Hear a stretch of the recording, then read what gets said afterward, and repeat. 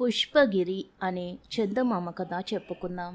చాలా కాలం కిందట ఒక గ్రామంలో నిష్ఠాపరుడైన ఒక బ్రాహ్మణుడుండేవాడు. ఆయనకు దివ్య క్షేత్రాలు దర్శించుకుందామని, పుణ్య నదులన్నిటిలోనూ మునిగి తరిద్దామని ఎంతో ఆసక్తిగా ఉండేది. అయితే పుట్టు పేద కావడం చేత చేయి సాగక కోరిక నెరవేరింది కాదు. ఇంతలో ఆ బ్రాహ్మణుడికి కాలం సమీపించగా ఒక్కగానొక్క కుమారుడైన శైనుల్ని చేరబిలిచి, నాయనా, ఎంత యత్నించినా నా జీవితంలో తీర్థయాత్రలు సేవించుకోవడం కానీ, పుణ్యనదులలో స్నానం చేయడం కానీ పడలేదు. ఈ కోరిక అలానే నిలిచిపోయింది. కాబట్టి నీకైనా సావకాశం చిక్కినట్టయితే నా ఆస్తులను వీలైనన్ని పుణ్యనదులలో కలపవలసింది. ముఖ్యంగా పవిత్రమైన గంగా నదిలో కలపవలసింది. ఈ ఒక్క పని నీవు చేశావంటే నా ఆత్మ సంతృప్తి పడుతుంది, నాకు ముక్తి మార్గం ఏర్పడుతుంది అంటూ తన తుది కోరిక వెల్లడించి దేహయాత్ర చాలించాడు. శైనులు పితృభక్తి కలవాడు. అందుచేత అతడు అప్పో సప్పో చేసి అయినా సరే తండ్రి కోరిక నెరవేర్చి తీరాలని కొడుకుననిపించుకుంటూ, ఈ మాత్రం పని చేయలేకపోతే నా జన్మ ఏం జన్మ అనే సంకల్పంతో బయలుదేరిపోయి ఎన్ని కష్టాలకైనా వచ్చి కాశీ క్షేత్రం దర్శించుకుని తండ్రి ఆస్తులు గంగానదిలో కలపాలని నిశ్చయించుకున్నాడు. ఆ కాలంలో ఇప్పటిలాగా రైళ్ల, విమానాల ఇట్టే వెళ్ళి అట్టే రావడానికి కాలినడకన పోవాలి, కీకారణ్యాలు దాటాలి, కష్ట సుఖాలు వంట పట్టించుకోవాలి. ఇన్ని జరిగినా బయలుదేరిన మనిషి మళ్ళీ ఇల్లు చేరుకునే వరకు నమ్మకం లేకపాయే. అందుకనే కాశీకి వెళ్ళినవాడు కాటికి పోయినవాడు తిరిగి రారు అనే సామెత కూడా ఏర్పడినట్టుంది. చైనులు పాదచారి అయి బయలుదేరి రోజుకొక గ్రామం చొప్పున సంచారం చేస్తూ దారిలో తగిలిన క్షేత్రాలన్నీ దర్శిస్తూ పరలోకాన ఉండే తండ్రికి గతులు కల్పిస్తూ వెళుతున్నాడు. పోయి అతడు కడప జిల్లాలో కాలు పెట్టాడు. అక్కడ పినాకిని నది ప్రవహిస్తుంది. సరే, ఇందులో కూడా స్నానం చేసిపోదాం అనుకుని ఆస్తుల మూట ఆ దగ్గరనే పెట్టి చైనులు నదిలో దిగాడు. అతడు స్నానం చేసుకుని సంధ్య వార్చుకొని వచ్చి మళ్ళీ మూట భుజాన వేసుకుని పోదామనుకున్నాడు. తీరా చూడగా ప్రవహించే పినాకిని నది పొంగి వచ్చి ఆ మూటంతా తడిసిపోయి ఉన్నది. సరే, తడిగుడ్డ అరబెట్టి మళ్ళీ కట్టుకు పోదామనే ఉద్దేశంతో మూట విప్పాడు. మూట విప్పేసరికి ఆస్తులు మాయమై వాటికి బదులు అమోఘంగా పరిమళిస్తున్న తెల్లటి మల్లె పువ్వులు కనుపండువగా కనిపించాయి. ఏమి చిత్రమో గాని చైనులు స్నానం చేసిన తావు ఒక మడుగుగా ఏర్పడింది. ఆ మడుగు నీలాటి రేవుకి సదుపాయంగా ఉండడం చేత స్త్రీలందరూ అక్కడ స్నానాలు చేసి నీళ్లు పట్టుకునే వాళ్ళు, పశువులు కూడా వచ్చి దాహం తాగేవి. అమోఘంగా పరిమళిస్తున్న తెల్లటి మల్లె పువ్వులు కనుపండువగా కనిపిస్తున్నాయి. ఇవి చూసి చైనులు ఆశ్చర్యంతో చతికితుడయ్యాడు. ఆహా, పినాకిని జలం ఎంతటి మహిమగలది! కాశీలో ఉండే గంగాజల మహత్యం ఎటువంటిదో నేను ఎరుగను. కానీ పినాకిని మహిమ కల్లారా ప్రత్యక్షంగా చూడగలిగాను. నా తండ్రికి తరుణోపాయం కలిగింది. ఆయన ముక్తి పొందేశాడు. నా విధి నేను నెరవేర్చుకున్న వాడినయ్యాను.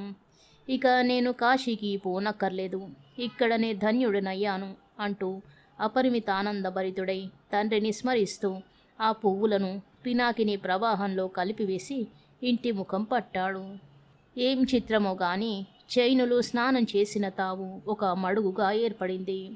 ఆ మడుగు నీలాటి రేవుకి సదుపాయంగా ఉండడం చేత స్త్రీలందరూ అక్కడ స్నానాలు చేసి నీళ్లు పట్టుకునేవాళ్ళు, పశువులు కూడా వచ్చి దాహం తాగేవి. ఒక రోజున ఒక ముసలివాడు పశువులకు నీళ్ళెట్టడానికి అని ఆ రేవుకి వచ్చాడు. బక్క చిక్కి ఉన్న ఆ పశువులు మడుగులో నీళ్లు తాగి యువతలకు వచ్చేసరికల్లా మిసమిసలాడుతూ బలంగాను పడుచుగాను కనబడ్డాయి. ఈ వింత చూసి తాతకు ఆశ్చర్యం కలిగింది. తన పశువులు పడుచువైనాయనే సంతోషంతో తను కూడా మడుగులో దిగి స్నానం చేశాడు. స్నానం చేసి గట్టుపైకి వచ్చేసరికల్లా తాతకు ముసలి రూపం పోయి పడుచువాడయ్యాడు. సరిగ్గా అదే సమయానికి ఆ ముసలివాని భార్య నెత్తిన కూటికుండా పెట్టుకుని ఆ దారిన పొలానికి పోతూ ఉంది. అలా పోతూ ఉన్న ఆమెను అతడు పలకరించేసరికి ఎవడో తుంటరి తనతో సరసాలాడుతున్నాడనుకొని ఎదిరించి సమాధానం చెప్పసాగింది. నేను నీ భర్తను ఫలానా ముసలివాడినే అని ఎంత చెప్పినా ఆమె నమ్మకపోయేసరికి వాడు ఆమెను బరబరా చేయి పట్టుకులాగి మడుగులో ముంచాడు.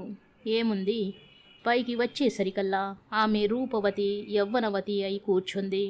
తీరా ముసలివాడు అతని భార్య కలిసి ఇంటికి వెళ్ళేటప్పటికీ వాళ్ళ బిడ్డలు తల్లిదండ్రుల్ని ఆనవాళ్ళు పట్టలేకపోయారు. తరువాత క్రమంగా నిజానిజాలు బయల్పడి పినాకిని జలమహిమ అందరకు వెల్లడయింది.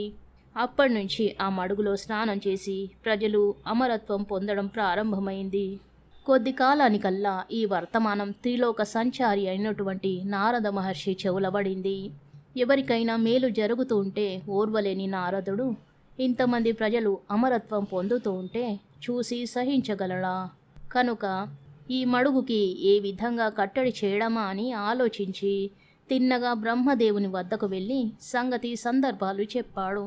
అయితే భూలోకంలో ఇటువంటి మడుగు ఎలా పుట్టింది అని దివ్య దృష్టితో చూశాడు బ్రహ్మ. పూర్వకాలమందు తన తల్లి దాస్య విముక్తి కోసం దేవలోకం నుంచి గరుత్మంతుడు అమృత భాండాన్ని తీసుకుపోతూ ఉండగా దేవేంద్రుడు ఎదిరించాడు. అప్పుడు ఇద్దరి మధ్యన ఘోర యుద్ధం జరిగింది. ఆ పోరాటంలో అమృత బిందువు ఒకటి చింది భూలోకంలో ఇప్పుడు ఆ మడుగు ఉండే చోటున పడి ఉండినట్టు గ్రహించాడు. నారదుడు నూరిపోసిన మీదట అమరత్వం ఇచ్చే ఇటువంటి మడుగు భూలోకంలో ఉండకూడదు అని బ్రహ్మకు కూడా అనిపించింది. వెంటనే బ్రహ్మ హనుమంతుని రప్పించి, హనుమ, ఒక పర్వతం తెచ్చి పడవేసి పినాకినిలో ఉండే ఆ మడుగును కప్పెట్టివేసేయి అన్నాడు. చెప్పడమే తడువుగా ఆంజనేయుడు బ్రహ్మాండమైన పర్వతం ఒకటి తెచ్చి దబీమని ఆ మడుగులో పడవేశాడు. కానీ ఆ పినాకిని జలమహిమ ఏమిటో గాని హనుమంతుడు పడవేసిన పర్వతం మడుగును కప్పివేయడానికి బదులు బెండులాగా నీటిపైన తేలి ఆడుతూ ఉంది. ఈ చిత్రం చూసి బ్రహ్మకు కంగారు పుట్టింది. అతనికేమీ తోచక నారదుణ్ణి వెంటబెట్టుకుని సరాసరి శివుని వద్దకు వెళ్ళాడు. శివునికి కూడా ఈ విషయంలో ఏమీ పాలుపోక ఆ ముగ్గురు కలిసి వైకుంఠంలో ఉండే విష్ణుమూర్తి వద్దకు పోయి జరిగిన వైనాలన్నీ పూసగుచ్చినట్టు ఆ జగన్నాటక సూత్రధారుడికి వినికిడి చేశారు. విష్ణుమూర్తి చిరునవ్వుతో అంతా విని, నాకు శివుడికి ఎప్పుడు ఇటువంటివే చిక్కులు తగులుతూ ఉంటాయి, తిన్నగా ఉండడు కదా ఆ నారదుడు అని చెప్పి బ్రహ్మను నారదుణ్ణి పంపివేశాడు. తరువాత శివకేశవులు మానవ రూపంతో భూలోకానికి దిగివచ్చి ఆ మడుగుపైన తేలి ఆడుతున్న పర్వతాన్ని ఒకవైపున శివుడు, రెండో వైపున కేశవుడు అదిమిపట్టి అణిచివేశారు. అప్పుడు వారి ప్రభావం వల్ల ఆ పర్వతం భూమిపైన అణిగి ఉండి మడుగు మూసుకుపోయింది. ఆ బ్రాహ్మణి ఆస్తులను పువ్వులుగా మార్చగల మహిమ కలిగింది పినాకిని నది జలం. అటువంటి నీటిలో ఆంజనేయుడు పర్వతం తెచ్చి పడవేశాడు. ఈ రెండు కారణాల వల్ల ఆ పర్వతానికి పుష్పగిరి అనే పేరు వచ్చిందంటారు. శివకేశవులు ఇద్దరూ దిగివచ్చి ఆ పర్వతాన్ని అణచివేయడం చేత కొండకు రెండు పక్కల ఆ ఇద్దరి ఆలయాలు వెలిసి అది ఈనాడు ఒక దివ్యక్షేత్రంగా ఉన్నది. ఇక్కడ ఏటా గొప్ప ఉత్సవాలు జరుగుతాయి. లక్షలాది జనం స్వాముల దర్శనానికి వస్తుంటారు. ఇది చెప్పదగిన పుణ్యక్షేత్రం గనకనే పుష్పగిరి స్వాముల వారు ఇక్కడ మఠం ఏర్పాటు చేసుకున్నారు. పుష్పగిరి కడపకు 10 మైళ్ళ దూరంలోనే ఉన్నది కాబట్టి ఈసారి మీరు ఆ ప్రాంతం వెళ్ళినప్పుడు తప్పక ఈ క్షేత్రం దర్శించి రండి. కథ సమాప్తం. శుభం.